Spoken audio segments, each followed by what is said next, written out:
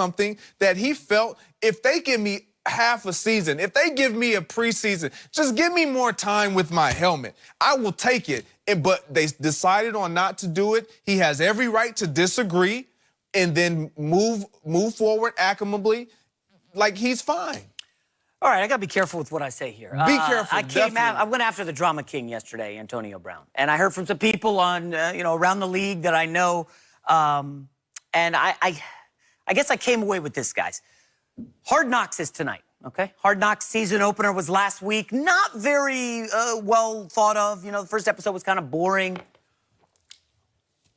Antonio Brown, the drama king, has a lot of drama ahead of episode 2 of Hard Knocks. And I wonder, and I'm just asking, just saying, as Rob Parker likes to say, how much of this was for show, was for television? How much of this appeal and this, I might retire? Because just to go back to the retirement, Rob, this wasn't some wishy-washy report. This was Adam Schefter, one of the elite NFL reporters out there, saying that Antonio Brown could retire. How much of this was done?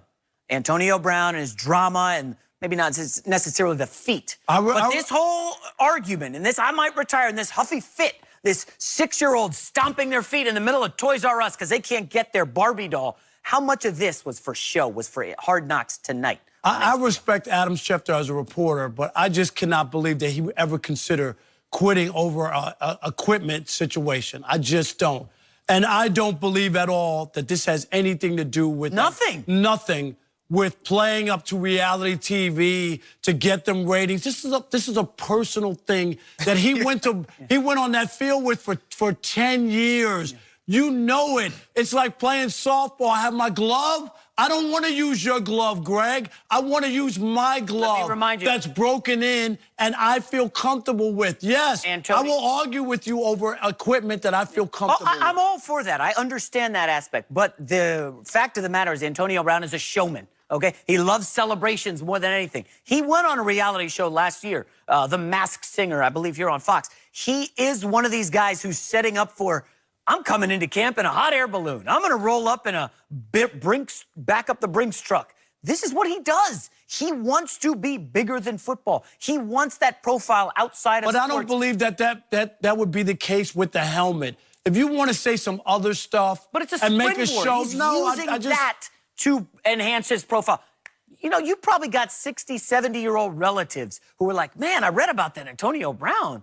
People now know, my mom, a mom who doesn't really watch football, texting me about Antonio Brown. What's wrong with this guy? He now has a profile outside of sports if he wants to transition to TV in a couple years when the Raiders cut him. People always will have a question about what they don't understand, period. Right, that's just life. If they don't know him and they don't understand him, they will never know the gist of who he is and the makeup of who he is. So for you to say that this is all a show, no, you obviously are misunderstanding the situation because you haven't experienced the situation. Here we go. With him playing in this helmet, what I want people to understand is the helmet that is in question here, that is no longer deemed safe, was deemed safe last year. All of a sudden, because now it's 10 years, right? It's 10 years, and I understand this was all drawn up, and the player signed off on this collective bargaining, all that stuff. I get all that.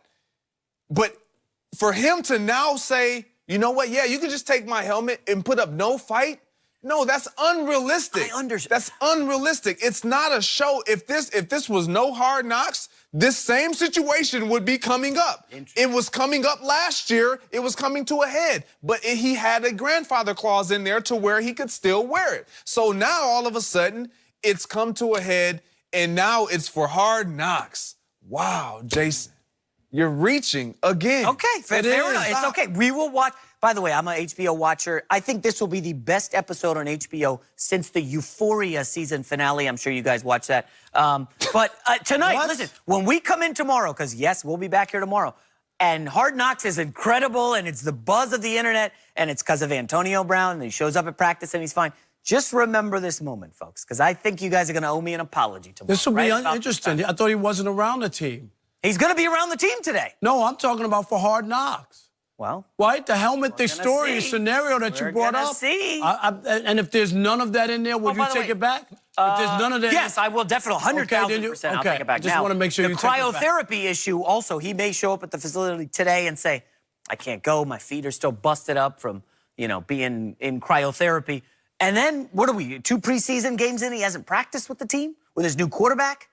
I love how you guys I don't like the fact that you say he hasn't practiced with the team, because had he not been present all offseason, that would have been the topic of discussion. All he did was work out. All we saw was him at the facility, checking him his bank account, him and making Instagram sure that likes. he was there and present. And then he gets this treatment, and this happens to his feet. And didn't he hook up with Derek Carr in the offseason? Yes, he did. Yes, all offseason long. I understand the importance of training camp. Why do I understand the importance of training camp? Because I've been a part of 10 of them. However, I also understand the importance of my feet. And if my feet aren't fit to go, what good am I as a receiver? What good am I as an athlete, as a sports entertainer? I'm no good to my team. I'm not going to be productive. So, yes, I'm going to sit out and wait till my feet heal and feel better, so then I can be productive for my team. I just can't wait for him to get back on the field, do what he does, so we can stop with all the other stuff. I think what's lost about AB is what a great receiver he's been. Oh, yeah. I really do, and I think that's what you need because of what happened at the end in Pittsburgh and now the offseason with the Raiders and everything. Once he gets back out there, he starts catching touchdowns, I think people will go back to realizing he's a great football player, and all this other stuff is just noise. Because that's what it is, it's just noise. It can't be noise if he noise. quits on his team in week 17. I love how Rob is like, well, the end in Pittsburgh. He quit on his team. He walked out of practice, went AWOL all week. They told him he wasn't going to play, and he got upset. He shouldn't have done it. That's because he got all huffy. He shouldn't have done it. Because his teammates didn't vote Did him they win the the game? MVP. They did beat the Bengals. And they didn't make the playoffs. They did not make the playoffs. But I love how he makes that leap. Antonio Brown quits on the team. Who cares? They missed the playoffs. Rob, They won the game. Did they not win the game? They did win the game. Okay.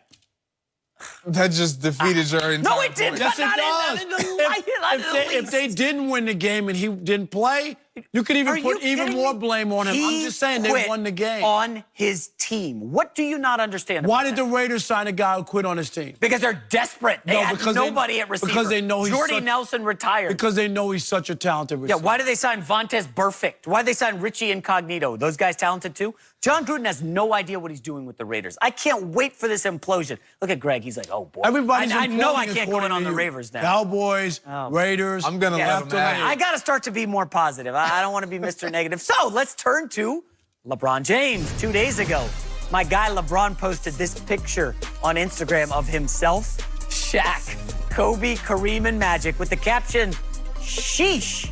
So honored and so grateful to be a part of greatness. P.S. Man, oh man, that starting 5 versus any franchise all time. Let's go get it. Kareem weighed in yesterday. Cap telling the LA Times LeBron doesn't have to worry about being an all-time great. He said LeBron has already shown he's still the complete player that the Lakers wanted, so I don't think he needs to worry about that. If he plays well and the team is contending and in the playoffs and advancing late in the playoffs, that should be enough. He doesn't have anything to prove to anyone, but Lakers fans are still hungry, and that's a good sign. They want to win, and they want to support the team. Kareem Abdul-Jabbar. Rob, I got to ask you, do you agree with the greatest center in NBA history? No way, no how. Greg, the only thing more outdated than Kareem's hook shot is that take by Kareem. What is he talking about? LeBron, no one's saying if LeBron's has to win a championship to be considered an all-time great. He's an all-time great. But we're talking about an all-time Laker great. Everybody in that picture, Greg, have won a championship wearing the Lakers uniform, except LeBron James. Don't tell me he came here for 4 years with the idea that he doesn't have to win, and Laker fans are just cool that LeBron's going to have his semi-retirement here and make movies and do Hollywood, and that's all that matters. And Laker fans who haven't made the playoffs in 6 years, including last year with LeBron James, is happy just to have him here. That's hogwash. There's no way Laker fans believe in that. They expected when they got LeBron James that they were going to compete and win a championship with one of the greatest players who've ever played this game. So for Kareem to just give him a pass and say LeBron James is cool and it doesn't matter and he doesn't have to win in L.A. is such a defeatist attitude. I'm shocked as a guy who won 6 titles, 5 with the Lakers and 1 in Milwaukee, that he